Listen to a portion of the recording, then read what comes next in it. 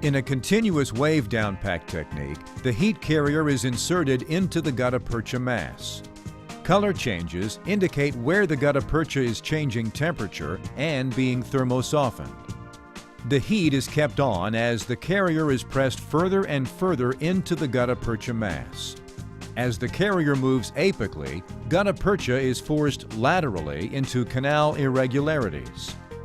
Deep in the canal space, the heat is cycled off.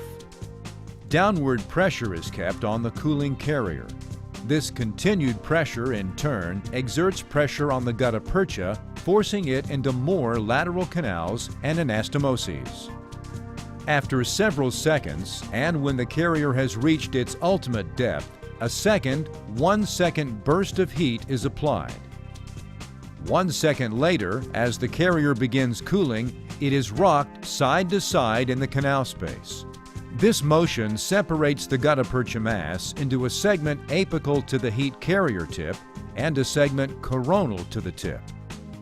The carrier is then removed from the canal space. The apical portion of the separated gutta-percha mass remains in the canal space. The rest of the gutta-percha comes out of the canal space with the carrier.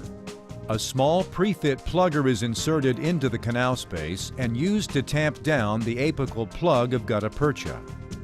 The plugger is removed in the final step of the continuous wave technique, leaving the apical plug and the remaining space ready for backfilling.